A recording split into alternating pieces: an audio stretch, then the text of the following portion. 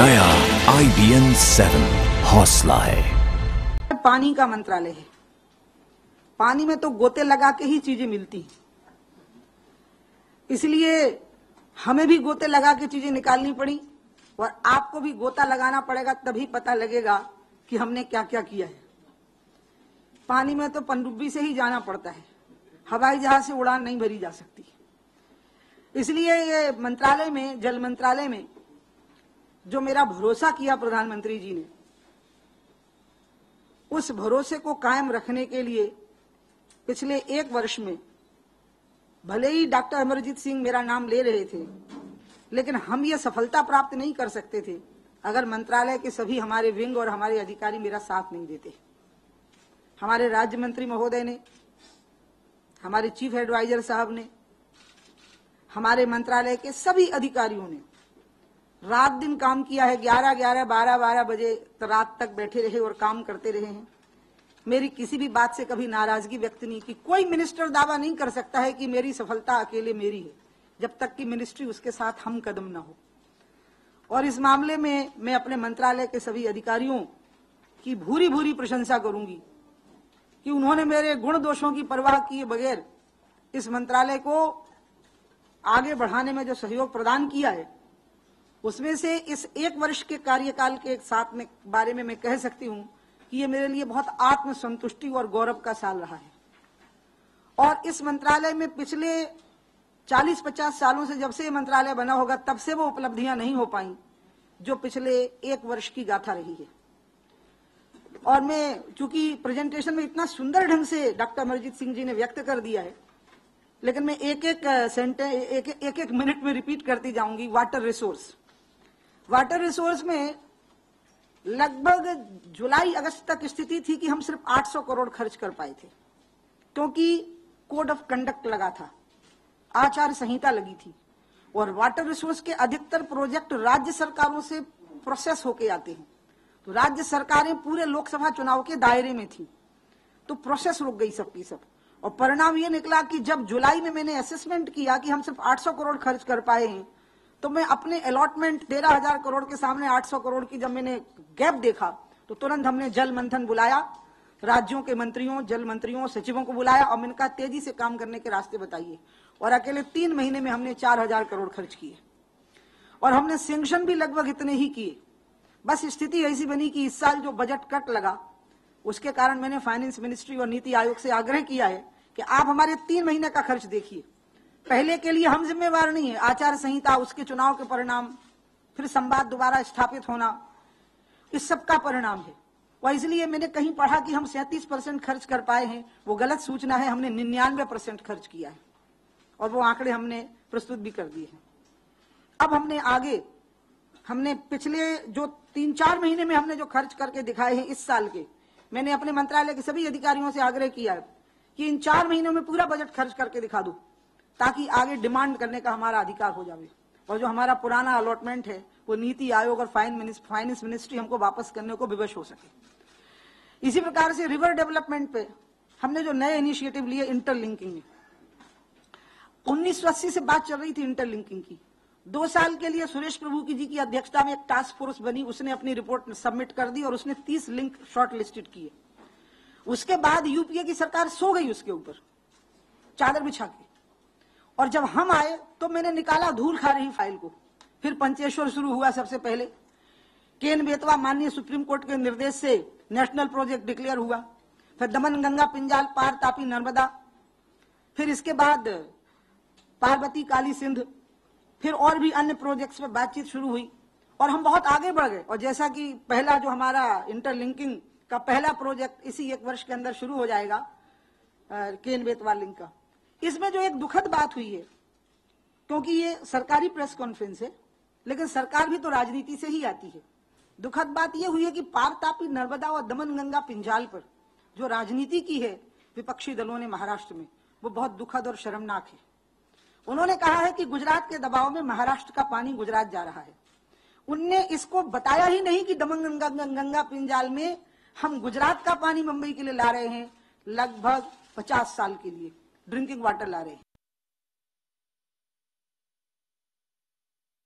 प्रधानमंत्री उमा भारती को सरकार के 1 साल पूरा होने पर उपलब्धियां गिना रही थी और बता रही थी खासकर कि अपने मंत्रालय के बारे में कि क्या क्या खास उन्होंने किया है। वाटर रिसोर्सेज से लेकर नदियों के इंटरलिंकिंग का वो ब्यौरा दे रही थी और ये भी बताने की कोशिश करी थी कि जो खबरें आई हैं कि सिर्फ 33% अलॉटेड फंड उनका खर्च हुआ है मिनिस्ट्री में, ये खबरें गलत है। 99% खर्च किया मिनिस्ट्री ने। विकास की प्रक्रिया को प्रभावित करे, सिद्धांत विहीन नकारात्मक आलोचना चाहिए जो विकास की प्रक्रिया को बाधित कर दे। हमें कोई कठिनाई खड़ी हो जाए तो हो जाए, लेकिन डेवलपमेंट में और प्रोग्रेसिव जो हमने प्लान लिए हों उसमें बुनियाद बातें फैला करके और हमें सफाई के कॉर्नर पर खड़ा करना देश के विकास की प्रक्रिया को ही नुकसान करेगा। इसी प्रकार से के लिए 20,000 करोड़ का अलॉटमेंट हुआ, जिसमें पुरानी लायबिलिटीज पूरी करने में और उनको इफेक्टिव बनाने में, वो लायबिलिटीज अभी तक लगभग 5,000 करोड़ खर्च हुए हैं, उस पर अगर हमने 7,000 करोड़ और खर्च कर दिया तो वो इफेक्टिव हो जाएंगे और वो इतने इफेक्टिव ट्रैक में इफेक्टिव हो जाएंगे। इसलिए शेष 12,000 करोड़ का नया प्रोजेक्शन है जिसकी हम पूरी तैयारी कर रहे हैं और आपसे कभी जल्दी शेयर भी कर लेंगे। बात कहनी है कि मैंने सुना कि एक कांग्रेस के बड़े नेता के मुख से कि हमारा सेफरन एजेंडा है। मुझे इस बात का बहुत दुख हुआ। फिर सोनिया गांधी जी, मल्लिकार्जुन खड़गे जी, मुलायम सिंह जी, जितने भी प्रमुख विपक्ष के नेता हैं पार्लियामेंट के अंदर, उनको मैं प्रेजेंटेशन के लिए तैयार हूं कि है ये तो गंगा की इकोनॉमी है जिस पे 50 करोड़ से ज्यादा लोग डिपेंडेंट हैं, जिस पर खेती हो रही है, बुनकर, जुलाहे, जिस पर मछुआरे, किसान पर आधारित उद्योग, किसानी पर आधारित उद्योग, किसानों के परिवार, देश के 5 राज्य, उसमें से 2 सबसे बड़ी आबादी वाले राज्य बिहार और उत्तर प्रदेश, उनकी पूरी इकोनॉमी इसके ऊपर डिपेंडेंट है। ये गंगा इकोनॉमी है और इस एजेंडा कहना यानी सिद्धांत विहीन आलोचना करना।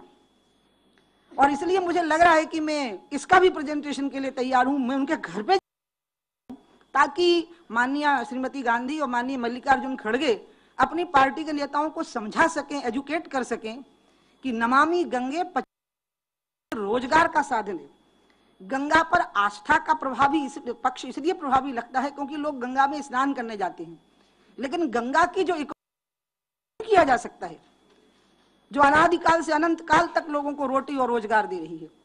और इसलिए मैं आप मीडिया के माध्यम से आप लोगों को भी एक बात जो बार बार सामने आई, जल्दी करो, क्यों नहीं हो रहा, कब दिखेगा। अगर क्यों नहीं हो रहा, कब दिखेगा करेंगे ना तो वही होगा जो 29 सालों में हुआ है, सब बह जाएगा। इसलिए करना ऐसे है कि दिखे और बहुत लंबे समय तक परिणाम देता रहे। इसलिए 29 साल की तुलना में कम से कम हमें 29 महीने तो और मैंने तो 24 महीने ही मांगे हैं। 2016 अक्टूबर तक आते आते हम निर्मलता का पहला फेज आपको दिखा देंगे। हमने इस 12,000 करोड़ का जो प्रोजेक्शन, उसमें अभी तक कुछ भी नहीं हुआ है ऐसा नहीं कहा जा सकता। हाँ, ये हुआ कि जब गंगा रिवर बेसिन अथॉरिटी की अक्टूबर में 27 अक्टूबर को उसमें कॉन्सेप्चुअल एग्रीमेंट हुआ, हमारी धारणा को समर्थन किया राज्यों ने और भारत मंत्रालयों ने। उस धारणा के समर्थन के बाद हमने ईएफसी नोट की तैयारी की। उस ईएफसी नोट की तैयारी के बाद जब 6 प्रधानमंत्री जी के सामने प्रेजेंटेशन किया और तब हमें प्रधानमंत्री जी ने कहा कि इसमें जल्दी कैसे कर सकते हैं, तो मैंने उनको कहा माननीय प्रधानमंत्री जी, अगर हमने जो नमामि गंगे की राशि है, अगर इसमें राज्य की मैचिंग ग्रांट के ऊपर हम डिपेंडेंट रहे तो ये फिर डिले होगा, क्योंकि राज्य अगर मैचिंग ग्रांट नहीं दे पाएंगे, राज्यों के थ्रू ही लागू करने होंगे, तो परिणाम ये निकलेगा कि फिर डिले होगा। तो प्रधानमंत्री जी ने तुरंत वहीं फाइनेंस मिनिस्ट्री को निर्देश दिया कि इसको 100% वो सेंटर सेक्टर कर दो। अब राज्यों को एक भी पैसा देने की जरूरत नहीं है। जिस नाले पे हमें काम करना है वहां की जमीन भर हमें चाहिए है। और उसका परिणाम निकला, रिव्यू हुई, क्योंकि पहले की जो ईएफसी थी वो पुराने फंडिंग पैटर्न में चली गई थी, 70-30 में, 50-50 में, 90-10 में, अलग अलग प्रकार से। अब जब ये प्रधानमंत्री जी ने कहा कि अगर तेजी से काम करना है तो 100% फंडिंग नमामि गंगे की कर दो स्कीम की, कि हमें राज्य से कोई भी पैसा नहीं चाहिए, खाली उनका कोऑपरेशन और प्रशासनिक व्यवस्थाओं का सहयोग चाहिए, और जहां नाले होंगे और कोई ऐसा निर्माण होगा वहां भूमि चाहिए। तो इसके लिए वापस हमको फिर 1-1.5 महीने का डिले हुआ। कि अगर ये 1-1.5 महीने का डिले हम नहीं करते, आज मैं आपसे बहुत दिल खोल के बात कर रही हूं, तो सालों का डिले होता, लम्हों ने खता की थी और सदियों ने सजा पाई वाली हालत हो जाती। अगर हम राज्य की मैचिंग ग्रांट का वेट करते तो कानपुर का, मुझे आज तक याद है कि कानपुर का सीवेज ट्रीटमेंट का प्लांट का 25% नहीं देने के कारण 4 साल से प्रोजेक्ट। इसलिए माननीय प्रधानमंत्री से मैंने कहा कि अगर जल्दी परिणाम दिखाने हैं तो आप हमारा मार्गदर्शन करिए, हमारा अम्ब्रेला बनिए। और अंत में निर्देश उनका हुआ, 2-3 महीने का डिले हो गया पूरी बात में। वो डिले 2-3 महीने का डिले 5 साल पर आप सुन रहे हैं केंद्रीय जल संसाधन मंत्री उमा भारती को, जो कि 1 साल पूरा होने पर अपने मंत्रालय की उपलब्धियां गिना रही हैं और बताया है, उन्होंने ब्यौरा दिया है कि पिछले 3 महीने के अंदर अंदर 4000 करोड़ रुपए इन्होंने खर्च किए हैं। अलॉटेड बजट का 99% ये खर्च कर चुकी हैं। इसके साथ ही काफी मुस्तैदी दिखा रही है इनका मंत्रालय, जहां तक वाटर रिसोर्सेज की बात है या फिर इंटरलिंकिंग की बात है नदियों के। विपक्ष पर भी इन्होंने सवाल उठाए और कह रही हैं कि व्यक्तिगत रूप से वो विपक्ष के एक बड़े नेता को प्रेजेंटेशन देना चाहती हैं जब वो आरोप लगाते हैं सैफ्रनाइजेशन का।